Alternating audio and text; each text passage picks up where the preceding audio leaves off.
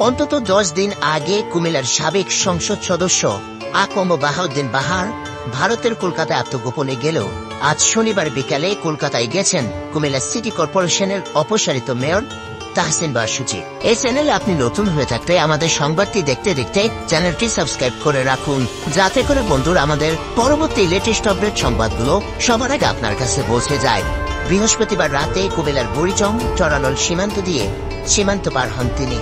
তারপর দিন শুক্রবার তিনি ফেসবুকে সচল হন। নির্ভরযোগ্য সূত্রে জানা গেছে এমন সব তথ্য। সূত্র জানায়, কুমিল্লার ব্রাহ্মণপাড়ার শশীদল ইউনিয়নের একজন হুন্ডি ব্যবসায়ীর মাধ্যমে অর্থের বিনিময়ে সীমান্ত পার হন তাহসিন বাহার সূচনা। তার সীমান্ত পার হওয়ার একটি ভিডিও কলের ছবি ইতিমধ্যে ভাইরাল হয়েছে। সে ভিডিও কলে সন্দেহভাজন পাচারকারীর নামও রয়েছে। ভারতের বক্সগঞ্জে একদিন থাকার পর শনিবার বিকালে কলকাতায় পৌঁছান অপসারিত মেয়র তাহসিন বাহার সূচনা। সেখানে এক বিজেপি নেতার তত্ত্বাবধানে অবস্থান করছেন কুমিল্লার সাবেক এমপি আকম বাহাউদ্দিন বাহার। প্রতিদিন 10,000 রুপি চুক্তিতে গত 8 থেকে 10 দিন ধরে ভারতে অবস্থান করছেন এই সাবেক এমপি।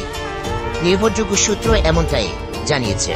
জানা গেছে, ব্রাহ্মণপাড়ার শশীদলের যে হুন্ডি ব্যবসায়ের মাধ্যমে সুতি সীমান্ত পার হয়েছেন, তিনি এক প্রভাবশালী আওয়ামী লীগ নেতার ঘনিষ্ঠ।